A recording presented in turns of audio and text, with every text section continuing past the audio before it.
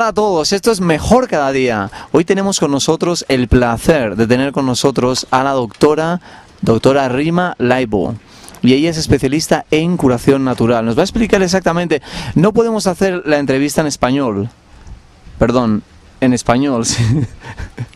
No podemos hacer la entrevista en español porque ella habla inglés. ¿Pero habla un poquito español? Poquitísimo. Hola doctora, ¿qué tal?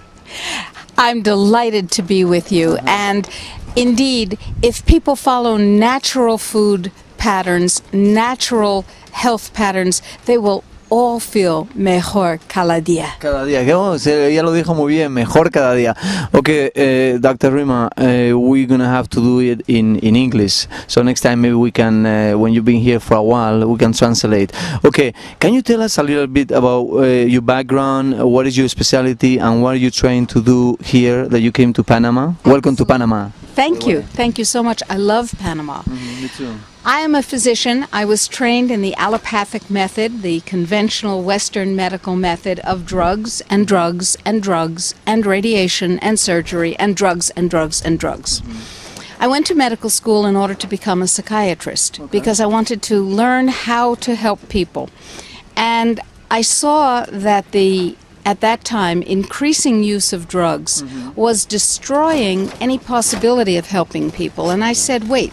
So the drugs were making it worse. The drugs were making it considerably worse. And I said, all drugs, as I learned in biochemistry, work by a common method. Are we going to fly away? It's windy here. We are in Volcan. You can tell. Okay. This is the windy season. We've had the rainy season, and now we're in the windy season. This wind cleans the air. The house will stand, right? The house will stand. House built on a strong foundation, it will stand, as the song says, and that has to do with health. I understood that drugs weaken the foundation of health. Drugs attack the enzyme systems of the body, and when you attack the enzyme systems, you are attacking the very foundation of life. And I said, I will do nothing that harms my patients. I will do nothing for my patients that I would not want done for me or my mother or my child, and so I could not give drugs. So you search for natural remedies? Absolutely.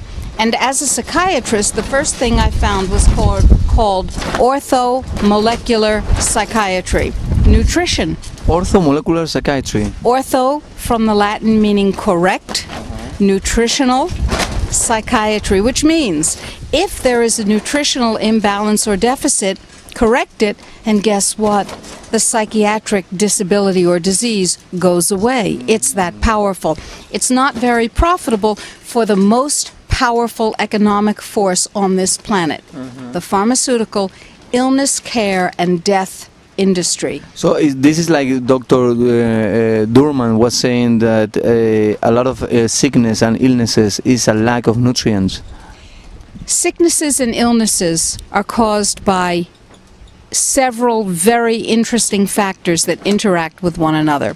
One is lack of nutrients, or the lack of the ability to absorb and use nutrients because of environmental toxicity, second factor, which tie together with emotional, psychological, and many believe spiritual factors that lead to a crushing of the body's own ability to heal itself.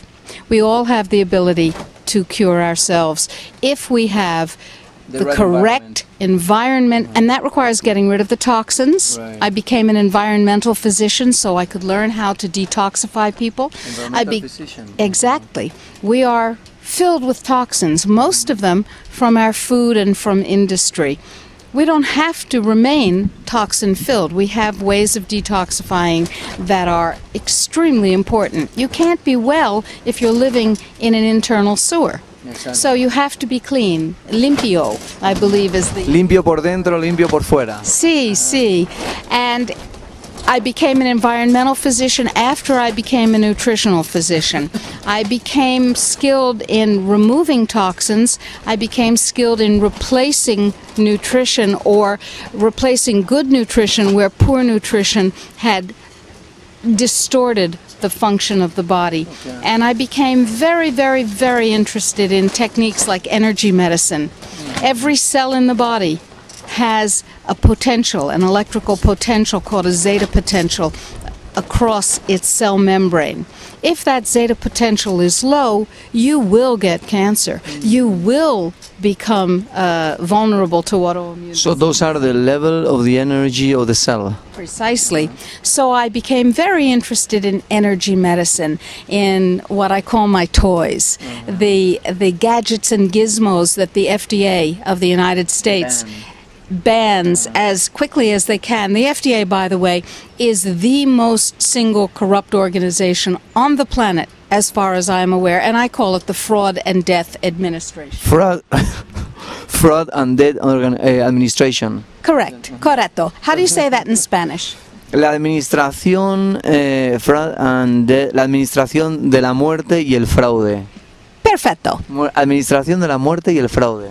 It is controlled start to finish by the industrial agriculture industry and by the pharmaceutical industry. Now, the pharmaceutical industry and the industrial agriculture industry are the same industry because the people who make the chemicals are the people who make the drugs that you have to take when you get sick. The same company. Food with the chemistry. The same companies.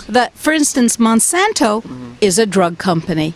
It is a chemical company. It makes Agent Orange. It made Agent Orange during the Vietnam War. Today's glyphosato, Roundup, which Monsanto genetically modifies its crops to be able to withstand because it's so poisonous, so you'll use more and more and more and more of it. Glyphosato no longer kills the pests and the herbs and the bugs, the things that it was designed to get rid of. Although it's an herbicide, it kills lots of things. So they've added Agent Orange, 70% Agent Orange to a container of glyphosato. So they create a problem and they create a cure. That's a great business. They don't create a cure, Miguel. What they create is a make-believe cure. It's called a lie. In fact, the pharmaceutical industry makes no money if you're cured. If you have... You have to be dependent. You have to be dependent. And better yet, once you take a drug, then you get side effects. And so instead of saying, I guess that was a bad choice, the doctor says, oops, better add another drug, change your medicine and add another drug to deal with the side effects. And now you have two drugs interacting in ways that are not known. And so you have more side effects, so we add another drug. Now you're on 3, and then you're up to 11, and then you're up to God knows how many, and then you die. And that is part of the plan, because there is a genocidal agenda articulated clearly. Genocide, I believe, is the word in Spanish. The plan has been articulated clearly by the World Health Organization, by the United States, by the United Nations, in search of something misnamed a sustainable planet. These organizations have said we must reduce the population to 10% of its current level. The Nazis tried this, and they had a policy of eliminating what they called useless eaters. If you would like, you can go to our website, www.globalhealthfreedom.org, globalhealthfreedom.org, and if you read English, you can look up an article called The Killing Fields of Codex, or you can watch a video called Nutricide. Now, these document and detail the Nazi roots of the pharmaceutical industry, which is the same pharmaceutical industry that we're dealing with today, which is the same agribiz chemical industry that is degrading our food on a global basis to create business and to get rid of us. Now that sounds crazy, doesn't it? Sounds, yeah, a little bit. It is crazy. The problem... Poco loco. Poco loco, mucho loco, I would say. The problem is it's real, and it's in black and white.